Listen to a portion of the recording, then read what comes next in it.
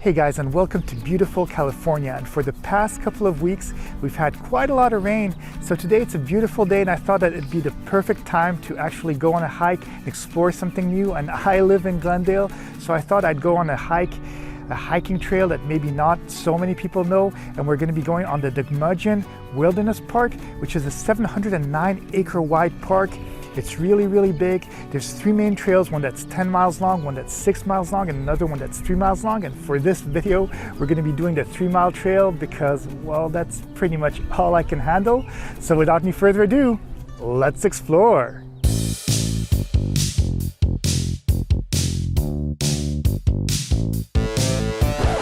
The Deukmejian Wilderness Park is located in the heart of the suburbs of Glendale, which is in the city in the San Fernando Valley of the Verdugo Mountains region of Los Angeles County.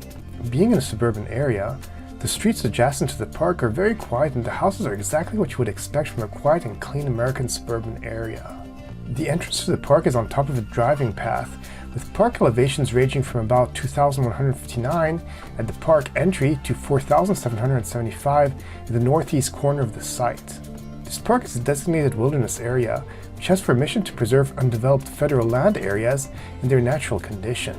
And as such, these types of places are defined as an area where the earth and community of life are untrammeled by man, where man himself is a visitor who does not remain, and an area of undeveloped federal land retaining its primeval character and influence without permanent improvements or human habitation, which is protected and managed so as to preserve its natural conditions. Now that I'm inside the park, I kind of wanted to highlight the parking area of this location because yes, first of all, we're in LA and whenever there's a good parking lot that has some parking spots, I like to highlight it because, well, it kind of makes people less scared to come here. But yeah, I did want to highlight this area because there's a beautiful green park right here with a bunch of grass and a couple of tables where you can sit down, maybe have a little picnic. But also, without even doing the hiking trails, you get to see beautiful views of the mountains surrounding this area. And there's also a small little nature center which is called a Stone Barn Nature Center, and it's a sort of museum inside of it, and it kind of shows what's inside this wilderness park, what we can find right here, because it is a vast park. There's a lot of nature, there's a lot of wildlife too, and yeah, I think it is worth exploring. But yeah, now that we've kind of talked about this location, I think that we better start one of the hiking trails. I'm super excited. The stone barn adjacent to the parking lot is considered the entryway to the main hiking trails offered at this location. Originally constructed by Louis Le Mesnager in 1898, it was built of stones from the property. It was used for winemaking until 1920, when Prohibition forced the family into the water industry. Next to the barn, there's an amphitheater decorated by a beautiful mural that shows off the green nature of the park, as well as many wild animals that live in this region. Looking at the horizon, there's many beautiful mountains, as well as views of the suburbs adjacent to the park, which features a flat area and some pretty interesting rock formations, as well as a bird's eye view of the freeway, which is always packed with cars. Look at this. I'm in the middle of nature. There's literally no civilization right here except for the hikers. But what I'll say is there isn't modern civilization right here. It's as if nothing was touched. And yet I'm so close to the big city, to Los Angeles. This area is literally a 15-minute drive from the heart of Glendale, and I'm in a really big city area. But yet right here, there's so much nature. It's so beautiful. It's so green.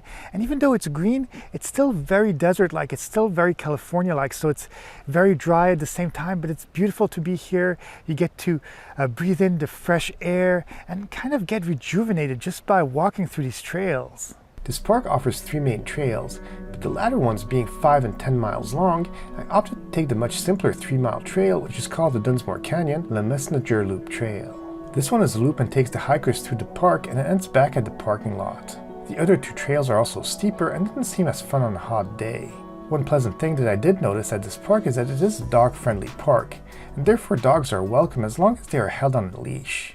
I did mention to you guys that it has rained a lot in Los Angeles, and one of the pros of this is that we're in less of a drought in California, or maybe even out of a drought this year in California. And also what happens is that there is a lot more water coming down the mountains, and you can really see it on this hike because there's a bunch of little streams of water that even create small little waterfalls as they go down the mountaintop, and it's really cool to look at. And also it's so pleasant to listen to the sound while you're walking up the mountain and strolling around on this trail. It's just gorgeous. The historical and ongoing droughts in California result from various complex meteorological phenomena, some of which are not fully understood by scientists. And because of Southern California's lack of rainfall, higher than average temperatures and dry air masses, these areas are often prone to fires. Further complicated by increases in population and water demands, California is not only the most populous state and largest agricultural producer in the United States, it is also the most biodiverse. As such, a drought in California can have a far-reaching economic and environmental impact. Seeing so much rain going from the top of the mountain and rustling down the small streams is truly a joy to see. Not only is there water all around, but all the plants and trees look so lush and healthy.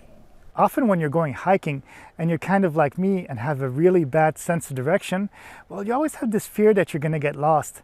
But one thing that I really appreciate about this particular park is the fact that they have a bunch of signs like the sign behind me that really indicate to you where you have to go if you want to continue going on the same trail, because as I mentioned at the beginning of this video, there's some trails that are much harder and much longer, and yes, they do give better views, but at the same time I'm not trying to hike 10 miles right here. As I said, 3 miles is pretty much my limit, and since it's a loop, it's supposed to bring me back to the entrance of the park, so I'm really hoping and crossing my fingers that the trail is actually a loop, and I'm kind of excited to see what there is in the next part of this, and I do hope that there are at least some moderately nice views of the city, because I mean, we're going quite up the mountain. One thing I did notice on all of these trails is truly how many rocks there are spread out on the paths, as well as big rocks close to the walking trails.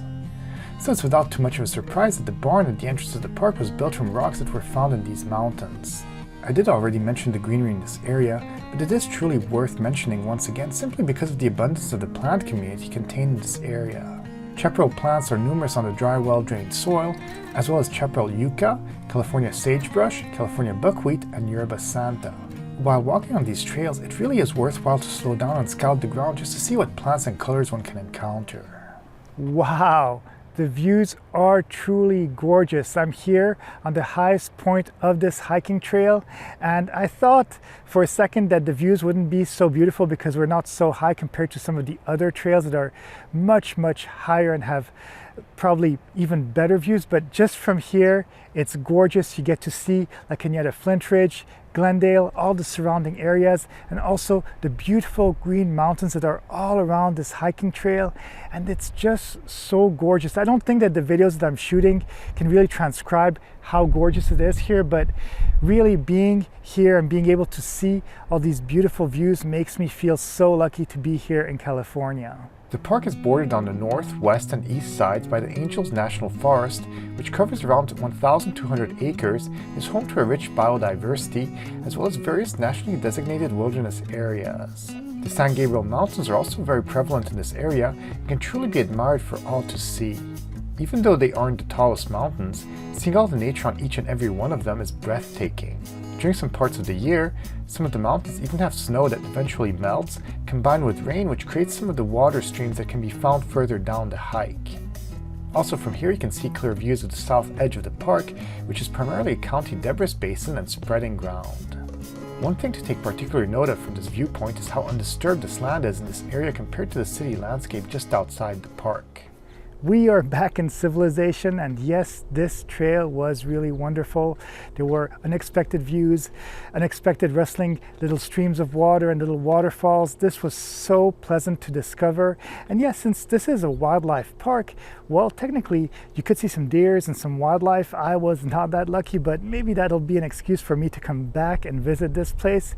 But yeah, I really hope that you guys enjoyed coming on this hike with me, and if you did enjoy it, please be sure to subscribe, hit the like button, leave me a comment too, let me know what other hikes I should do, let me know what other videos I should do, and yeah, I'll be glad to take any suggestions. It could be anywhere around the world or in California. As you guys can see from my videos, I love to travel. Okay, well that's it. Have a great day, and I'll see you guys in the next video.